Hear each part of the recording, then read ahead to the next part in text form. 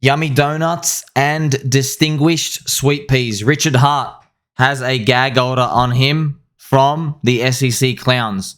He has made a post here, quite cryptic, or maybe not, maybe there is nothing about this, but I'm here to blow your mind a bit. Ricardo Corazon himself has said, Richard Hart here to add value to your life again. He has mentioned here specifically talking about artificial intelligence and using it. He asks you as well, the more creative you are, the more creative it will be. Ask it a better question, it will give you a better answer. He even says up here, paste a tweet of mine into these ChatGPT type AIs. And of course, because of the gag order, he can't speak directly. But we played around with the AI and I made this news. Friends, we got to grab onto every breadcrumb we can get. So if he could speak, AI has been able to interpret it. So this AI, with these prompts, was able to give a workaround solution. So he's basically able to speak through the interpretation of an AI. Quite smart. Maybe it's a fluke. I don't know. You can't use this against somebody in court. There is no law, right? How a robot interprets your messages. But what if the message was actually pretty clear? And we're going to zoom in now. I know it's very bad quality, very unfortunate, friends. But the first prompt is, has Richard Hart posted a tweet responding to the SEC complaint? And then the AI says, I don't actually have access to his tweets because the complaint was filed on January 2023. All right. And it says, I can't confirm it. And then if you paste one of the tweets in, bang, it then updates the information. And look, it even thanks me. It says, thank you, friend, for providing that specific tweet link. I can now confirm that Richard Hart tweeted on February 21st, 2023 in response to the SEC complaint. So the AI itself gives you a summary, and I have a zoom up here of it. And why I want to share this with you is whether or not he intended this to be cryptic, I'm letting you know all of these points are 100% consistent with everything he has said. I've watched him for a long time. By the way, friends, like, subscribe, bell button, all. I appreciate every single one of you. Please shock the algorithm, share with your friends and family. One of the most marvelous things I've watched the guy do is speak for like 3.5 hours on a stream with no sleep for a day. He does not stutter. Live stream. That's when I knew this guy's a freak. He's a freak of nature. How do you stay up for 24 hours whilst going through all these streams? And you know, everybody in crypto has literally a mental illness, and he doesn't stutter. He doesn't skip words. He never like started mumbling up his sentences or anything. This is what was fascinating to me. So I've asked ChatGPT, what are the key points of Ricardo Corazon's response to the SEC clown case complaint? And it said to me, based on the tweet you've provided, the key points that the AI, can identify in Ricardo's response, they are, and remember, these are 100% consistent with what he says. Effectively, friends, you got to think of it like this. He's basically saying, hey, I am on a gag order. They've put a cucumber in my mouth. I'm choking. But if you want to know what I think, go look at everything I've already said. That's what he's basically saying. He's got a big fat finger and he's pointing it. Okay, he's pointing the finger. Okay, he's saying, hey, have a look. And look what we're going to go through right now. Number one, he believes the SEC can't just declare any cryptocurrency like HEX to be a security without proving first that it meets the legal definition and tests for one. He argues the SEC must prove HEX is a security. So you can think of these interpretations as what his stance is. He's like, oh, prove where it is. Prove where it's security, you clowns. Take that rubber nose off. Take your big clown shoes off and prove it. Okay. Number two, he states his belief the SEC will not be able to prove that HEX is a security because he asserts it doesn't meet the legal criteria for it. He's absolutely 100% correct.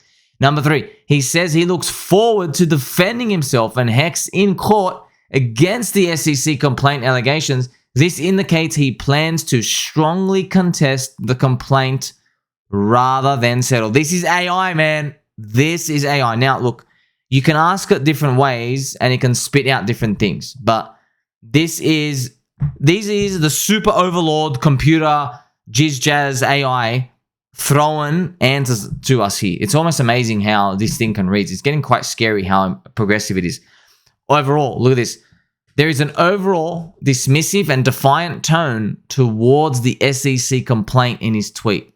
He seems confident that HEX will be found not to be a security. And the tweet suggests his core argument will be that the SEC lacks evidence and a legal basis to claim that HEX is an unregistered security that violates regulations. And if we continue here, look what it says, right? So in summary, he's challenging the validity and basis of the SEC complaints while expressing confidence that he can defend against it in court. His main counter argument appears to be that HEX is not a security under the law. And look, of course, friends, there's a gag order here. We can't speak directly. But at the end of the day, you got to think about it like this. The SEC, they honk, they're clowns. They're not going to come say from day one, hey, here are your charges, pay us off immediately. They don't say that, all right? The first stance he's going to take is going to be this. He's going to be like, prove it. Prove all these. These are all false allegations. Go and prove it, you clowns. Then, after it gets a bit more friction, they might say, you know what?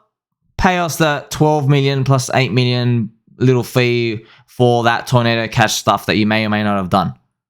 And for some extra backstory, I have Lucas Pucas, by the way, fantastic username.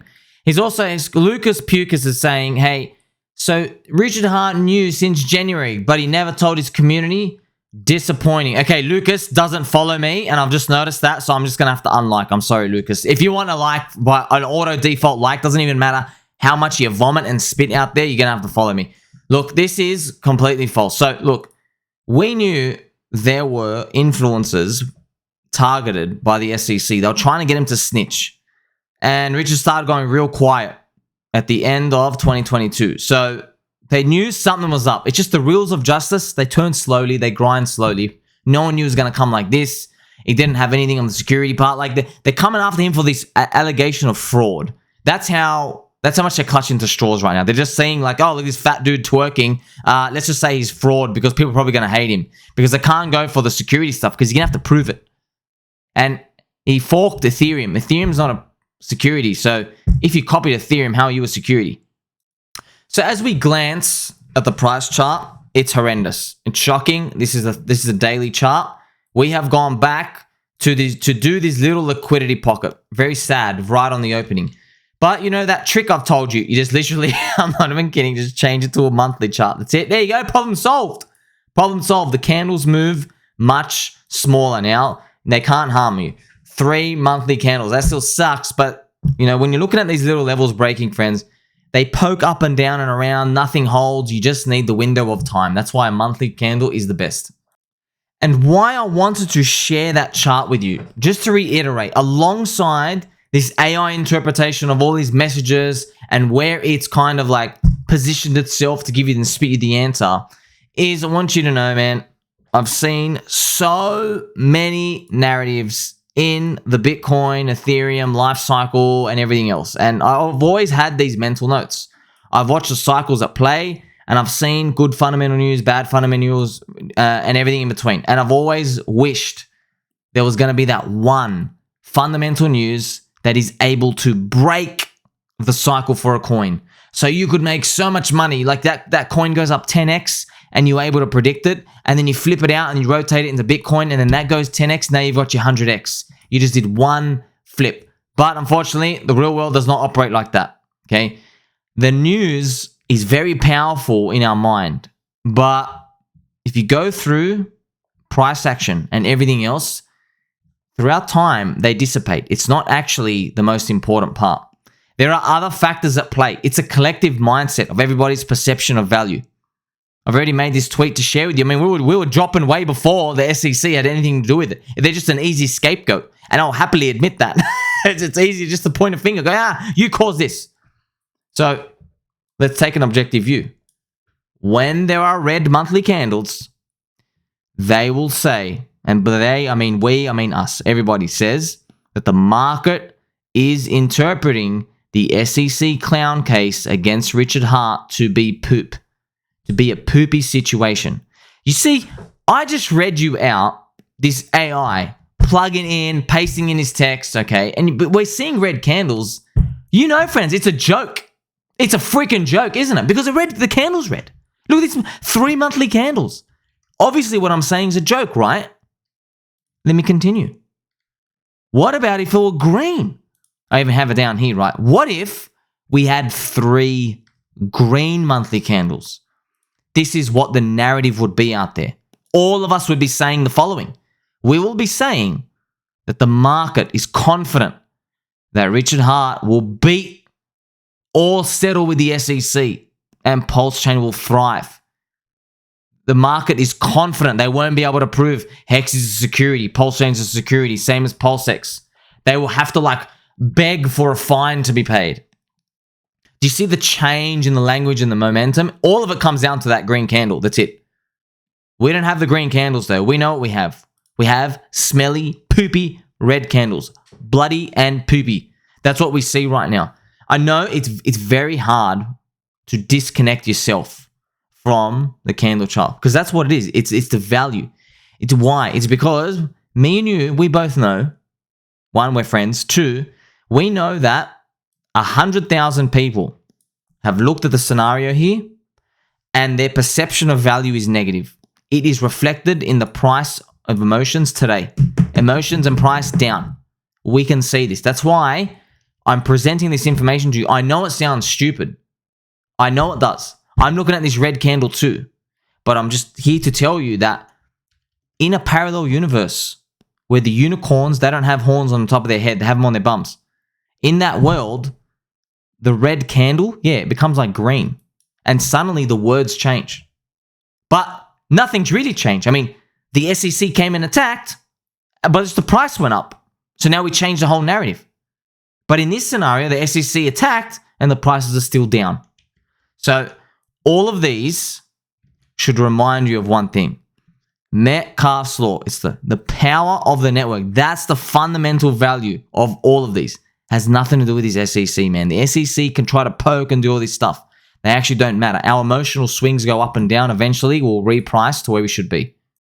And what's wonderful is in the comment section by Shani. Shani Boo has asked this question. So, Sami, some facts. Number 1, our beloved PulseChain has been dumping since inception. Is that correct? Absolutely yes. Yes, it has been dumping since inception. Number 2, Bitcoin dictates the ebbs and flows of the charts all across the cryptoverse. Yes, it does. We are all here because Bitcoin's still alive. That is the ultimate layer 0. That's why everybody's still around the network. Bitcoin has value. So we all hang around the community because we believe that the value will also be generated in whatever we're in and we're holding. That's why we're all here. When you think about it on a fundamental level. Shani Boo says, does the community founder or even technology matter when everything is dictated by Bitcoin? Well, I'm here to tell you, the community we are basically Bitcoin. We are the Bitcoin price. I know it sounds crazy, but we're all here from it. We are. It is the belief to do it. I know it sounds crazy, but if we can go through a long video, we can rotate it all the way back. All of us are here because of Bitcoin. That's it. And it's true. I mean, you know, I can prove it to you in about 3 seconds, right? Why do you even hold what you hold? Why? Because it's special? No, it's because you saw Bitcoin start with a network of 1 and go to a network of 200 million people. And that's why we're in. We all know it. Not even trying to hide it.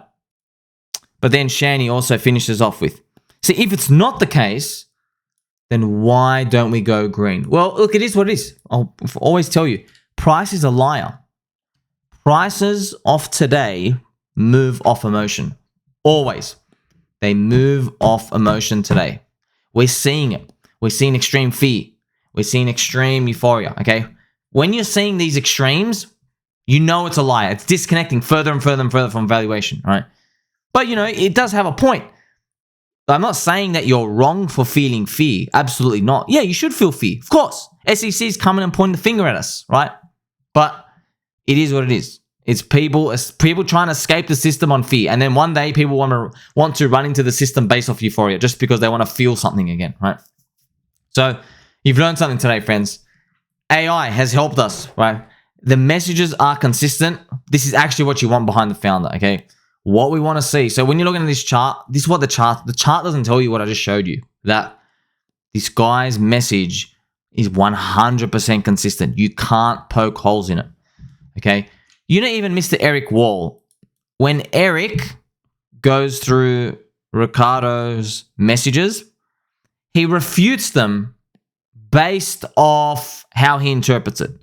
But if you notice, Eric, aka Butters never has a scenario where he says, hey, Richard, you said, you know, contradictory item A, B, and C 5 years ago, and now something new has come along, and then you've changed your mind and you've contradicted yourself again, right?